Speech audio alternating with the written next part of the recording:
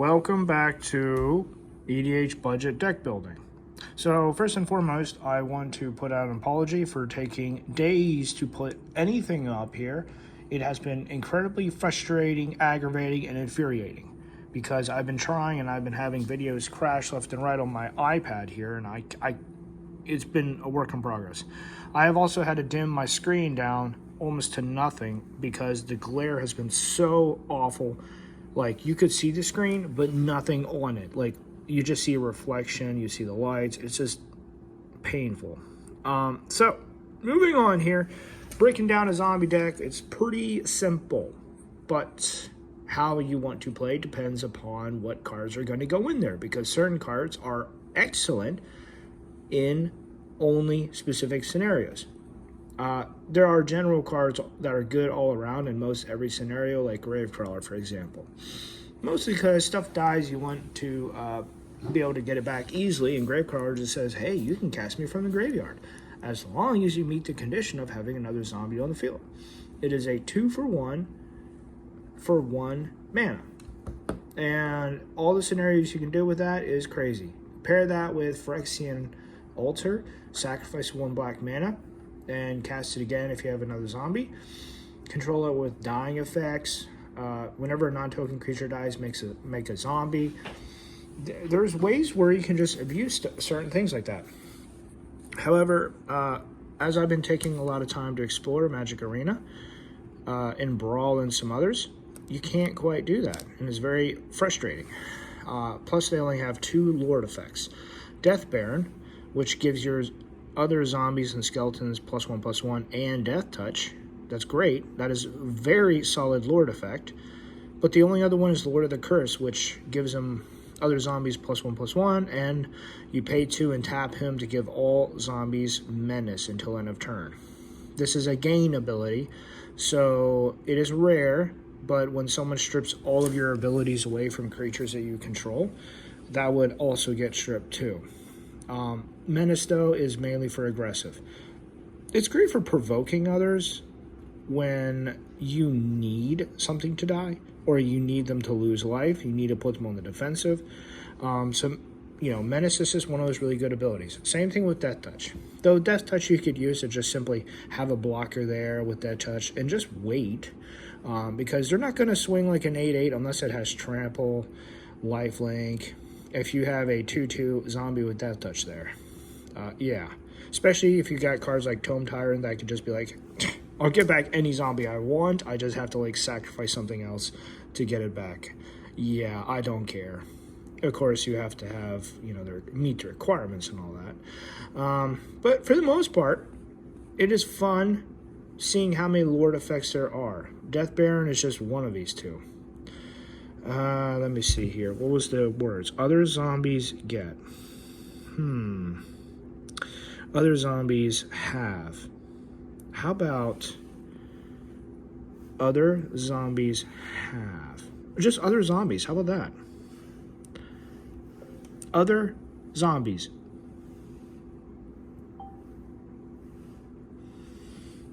Oh, okay.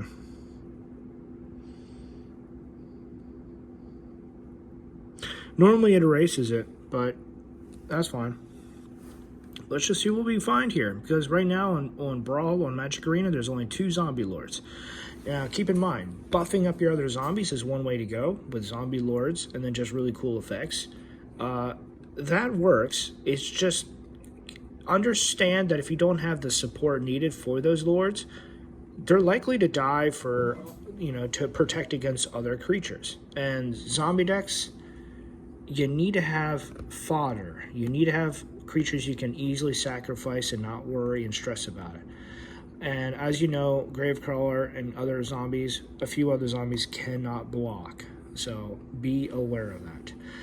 Now, you could also, as I was saying before, throw down some really cheap stuff and go aggressive with those cheap 1 CMC zombies with, to take advantage of the Lord effect. So you can make aggro decks work very well. But you can also go with utility, with discard mainly, because discard is in black. Duress, what is the other one? Thoughtseize, and of course the Inquisition of Kozilek. Those are very good, but Inquisition of Kozilek only hits up to cards with CMC 1 through 3. So it's great in like turn 1 or 2, but outside of that, you may actually miss that with that card. Thoughtseize, any non-land card, but you lose 2 life. So it'll cost you, but you can potentially remove like cards that will mess your deck up or cards that will help the other person win. Also for early game aggressive decks, Authority of the Console, Blind Obedience, these make your creatures come into play tapped. And getting rid of those is it's one of the most important things out there, because board wipes, please. You can just get them back or dispose of them with other enchantments. Give me a sec here. You can get them back, dispose of them, etc., etc. All right, let me see here. In some cases, you'll have access to like the original Zombie Master, where it says other zombie creatures have Swamp Walk and tap, pay a black, regenerate this permanent. Now, even though the original one says all zombies in play gain Swamp Walk and pay black, regenerate, it's been errated to other zombies. That does kind of matter, but there are some cards that simply are not errated. There's one that comes to mind, but I'm looking for him real quick. Oh, you know what? He's not on here. Okay. It's one of those other zombie lords. Okay. He might actually be a zombie lord. Lord was a... Nope, they took that away. Lord is a old creature type that is no longer used to show when other creatures of the same type get a buff. Normally it'd be like +1/+1, that sort of thing. Like zombies are notorious for these, other zombies get +1/+1. This guy would be a lord for other zombies you control have vigilance. And this is really fun for a black-white zombie deck, and I had so much fun with it, it's not even funny. Whenever another legendary creature you control dies, create a copy of that creature except it's not legendary, and it's a 2/2 black zombie in addition to its other colors and types. You want stuff with enter the battlefield and dying triggers. This happens when this guy dies or when this guy enters the battlefield. All right, what do we got here? There's quite a few ways to reanimate, but since this was originally an Innistrad, Grimoire of the Dead, there's a lot of cards like Zombie Apocalypse that are from like the Innistrad sets, and right now for Brawl, it's basically Innistrad remastered. I think that's as far back as it goes. So you're missing out on quite a bit of good reanimation, unfortunately. Dranu's Crusade is a very fun goblin/zombie deck, but it's black-red, and there's almost no support for black-red zombies outside of this card. Pretty cool. Might have to work with that. Later, of course. Right now it's only like one card. There's other cards that do work with certain things, but right now this card is right smack in the middle, and there's very little that supports both goblins and zombies at the same time. For generals, it's mostly for like damage or loss of life. That does not help one or the other tribe. Anyway, moving on. Blade Stitch Scab, you got him and one other guy too, Disciple of, he's basically the same thing, but he's a wizard, and whenever any other creature dies, even something you don't control, you may, at the end of your turn, you may pay a colorless and a black, tap him, or just pay it. I don't think there's a tap ability. It's a triggered ability. And you can get a 2/2 black zombie in play. It's pretty cool. He's a good lord because he can potentially get you a whole bunch of other zombies. Now, moving on here, since I have others saved up. Okay. You've got some white creatures that turn into zombies with Eternalize. You have some very interesting mechanics. Embalm and Eternalize. The difference there is, in Bomb, you get a white zombie that retains its original power and toughness, while Eternalize is a straight 4/4 black zombie. And let me show you something really cool here. Going for white with Mummies and Eternalize, you could actually have, oh, you know what? It may not even have the back. Okay, so the token, it does not show the token here, but on the TCG Player app, it'll actually show you what the token looks like when you just kind of like pull it up. Same thing with Magic Arena. You could actually show some of the tokens and stuff for these cards. It'll explain certain things, and visually speaking, it makes it a lot more easier and to understand and all of that. All right, so you've got a couple planeswalkers that support zombies. Creatures you control have menace, minus the 2 ability for this uncommon planeswalker to make, to amass 2. Basically make a 2/2 basic zombie. It is an army, and there's a couple of cards that manipulate zombies in general. All right, let me see here. I like how Anika, Hand of Erebos, manipulates non-aura enchantments, like copying them specifically, but it does a removal effect of exiling to make a copy.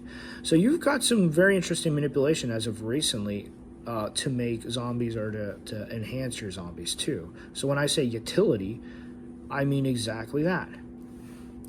This is an older card.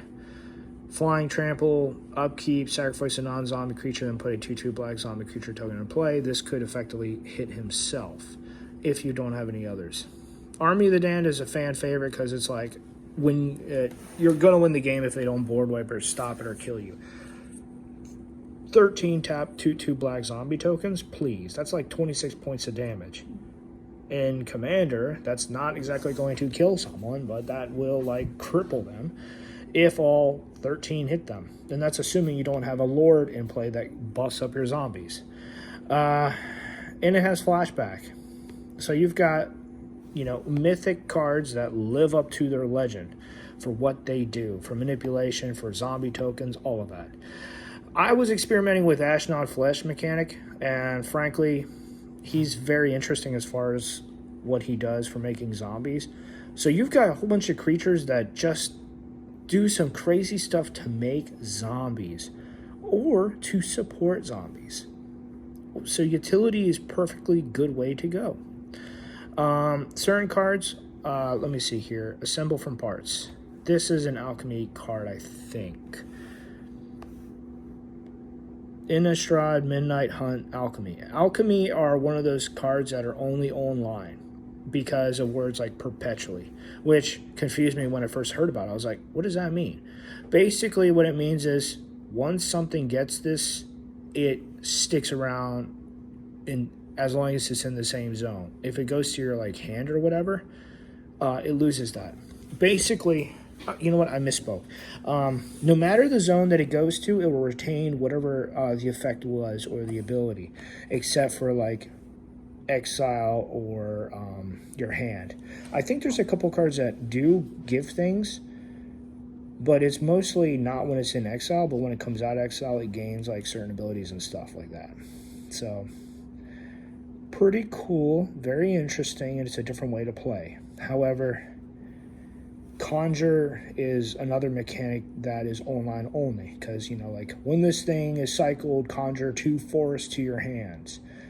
You're not searching your library, you're not drawing, you're basically making cards appear out of thin air into your hand.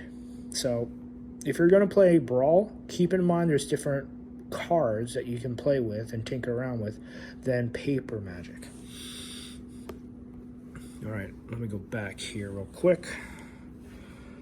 Make sure I'm zoomed out a little bit. All right, what else do we have here? Also, you have colors of all kinds, cards of all kinds in different colors. Callous Dismissal is a great 2-drop. You're going to bounce a Elvish Mystic, you're going to bounce a General, and then, hey, I'm going to make a 1/1 zombie. Oh yeah, pretty cool. Cellar Door, cards that have a high activation that has a potential to miss. It's recommended that you put those at the very, very last. They're not really going to help you out. Cards that give you immediate ability, immediate effect that's no iffy, there's no chance, like Clear Scab. Yeah, you're going to want to add them in your decks. Not just because like they're rare, but because they give you value. They give you creatures. For zombies, your value is your creatures and how big your graveyard is. So certain things like rest in peace, if you cannot eliminate that, you kill the player outright. That gets rid of that card. Because messing with your graveyard is like the worst sin that can ever be committed to a zombie player. Backstabbing, whatever. Losing life, okay, I'll notice, but whatever. Because you can gain life back with like Exsanguinate, with Grey Merchant of Asphalt, and other cards that give you life. Drain and Gain is a very common black strategy, and it works well with black zombies. Also, white black zombies too. White has a high sheer number of, I don't know, like 20, 30 cards that give you life when like creatures enter the battlefield, etc., etc. Just good all around. Blue-black is different because it doesn't focus around life. It focuses around like utility and offense, and obviously stuff like counter spells. All right. Crush Descent, counter target spell unless its controller pays 2, and it's a 4 CMC instant counter spell, but you amass zombies too. Even if you don't counter the spell, you get zombies out of it. Not bad. Even though it's a common, it's actually not bad. You're spending 4 mana to potentially counter something, make them waste resources, and last but not least, make zombies. Something like Crypt Breaker, great for everything. There is not a single zombie deck where Crypt Breaker will actually not be, good in. He is a turn 1, turn 2, you can drop another zombie into play, or you could discard another card to make a 2/2 black zombie. Last but not least, draw power. Keep your deck going. You could trade off some damage for an extra card. Just simply like, turn 3, put another zombie into play. Don't swing even if you can do 2 to 3 points of damage. Get that extra card. Card draw is king in next to mana and card draw. But if you're lacking your mana, because in aggro deck you could go down to like 1 or 2 lands in your starting hand because your cards are like 1 or 2 CMC, you're going to want to get that land. Yeah. This is important because in Brawl, your land count, even if it's like 24 for historic or whatever mode you're playing, or for Brawl, it's like 38. 2 things will consistently happen. You'll be missing your lands, and you'll be having big, fat cards starting in your hand. It is irritating to miss your land draw when you know you have more than the recommended number of lands in your deck. For some reason, Brawl does this consistently. I have seen the same cards that are high CMC starting in my hand. So like when I see them, I almost automatically hit mulligan, because I will not start the game with big fat cards in my hand and 2 lands, despite having 39 or 38 lands in my Brawl deck. I actually did a video on the issues and problems with Brawl, but I need to make sure it's actually uploaded. I'm pretty sure I did upload it, but I know I did it. It's around here somewhere. So outside of Zombie Lords, outside of aggro, outside of utility, let me see what else you can do to actually have fun, because right now this is basically the classics, the basics, cards that are just awesome. This was actually there's 2 pages for this. They mixed around a couple mechanics like Sirak the Archlich. They talk there's the whole venture into the dungeon mechanic, which is kind of fun. I think I got everything that's important, though, for the most part here. Let me see here. Awaken the Erstwhile. Each player discards all the cards in their hand and creates as many 2/2 black zombie creature tokens for 5 mana. It's a pretty sweet rare sorcery. It works well in certain scenarios. Utility, and gets you a lot of creatures, potentially, as long as you're not discarding things that are like not creatures. Because, getting back instant sorceries in your hand is like next to impossible in Magic, at least for the Brawl mode anyway. All right, let me see here.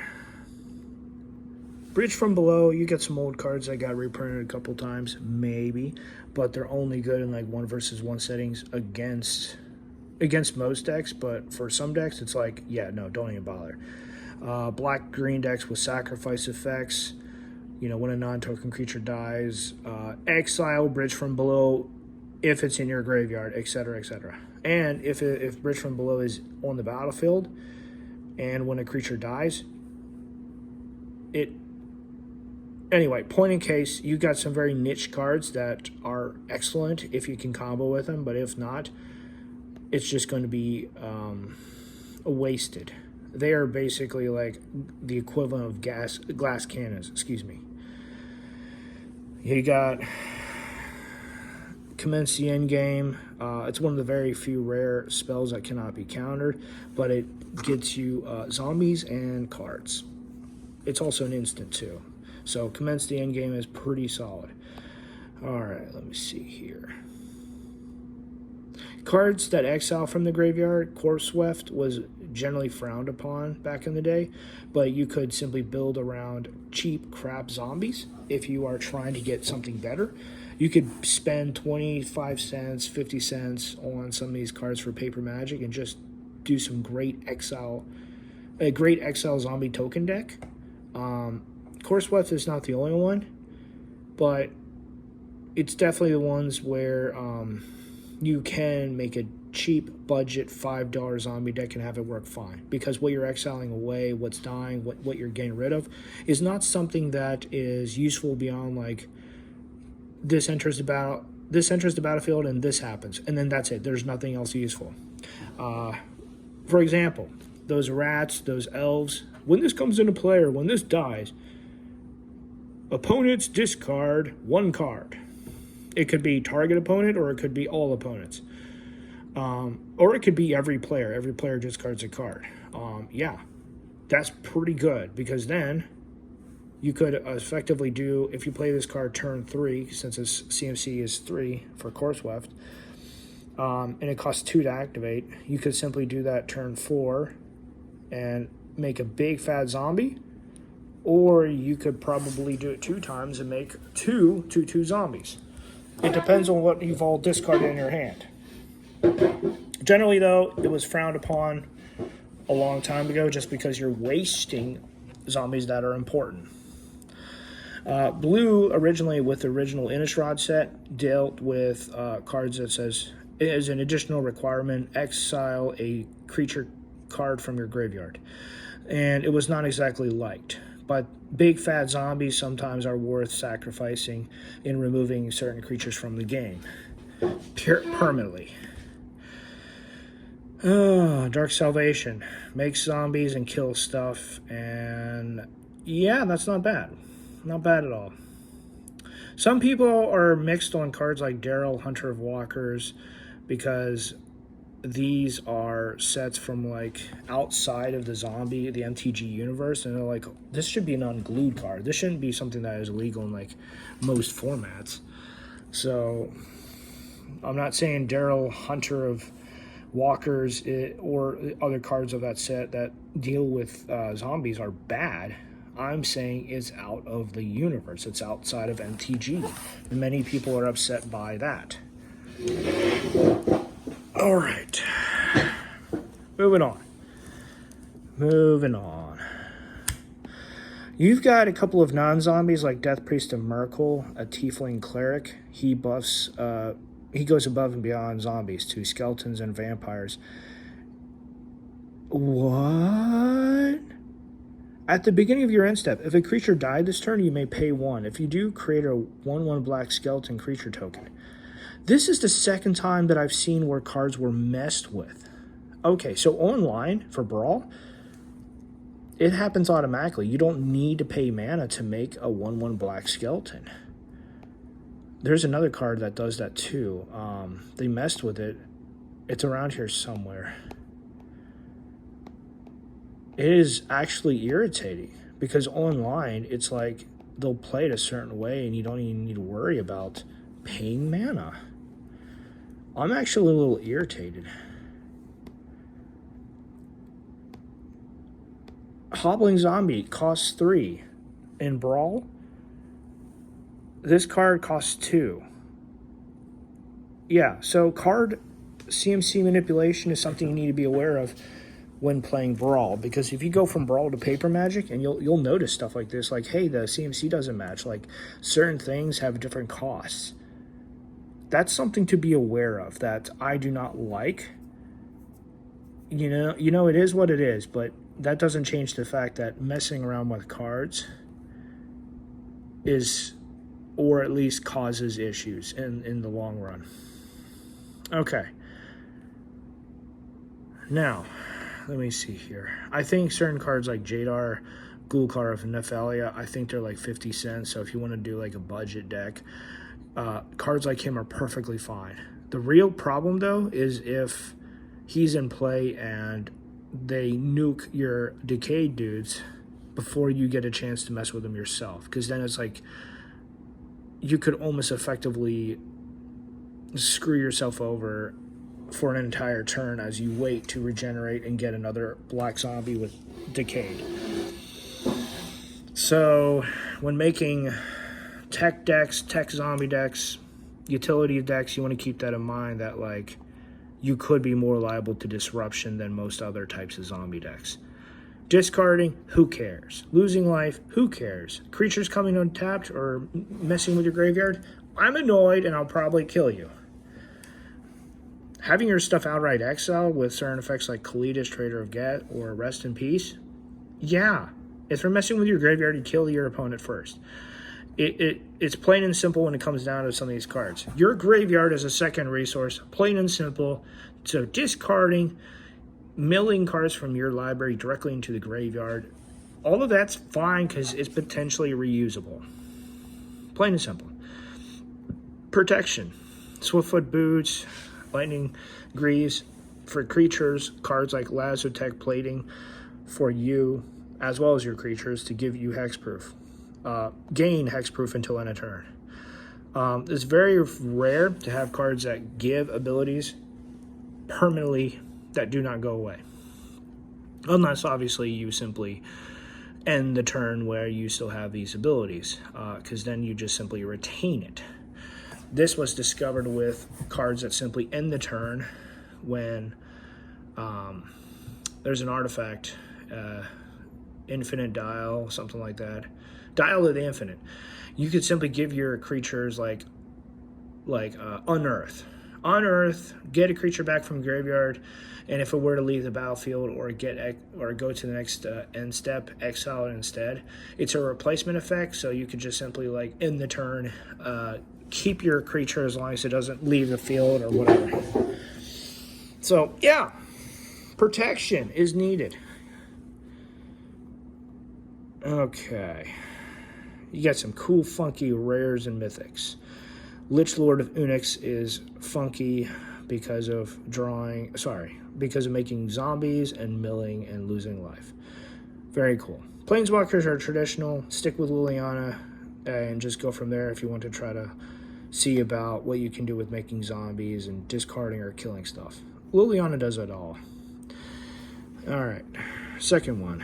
Anything here? The best zombie general, in my opinion, would be Liliana Dreadhorde General.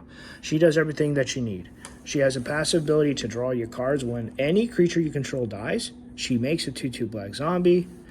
That's for the +1 ability. She starts off with 6 loyalty, so you can come in and play and automatically use her second ability, -4. Each player sacrifices 2 creatures. You sacrifice 2 tokens and possibly gain advantage from other creatures dying. Then the -9 is almost essentially game over because each opponent chooses 1 permanent that they control of that permanent type and sacrifices the rest. 1 land, 1 artifact, 1 creature, 1 planeswalker.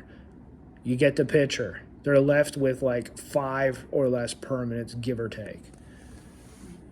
Yeah, that's like game over. And that says each opponent. That doesn't say target opponent.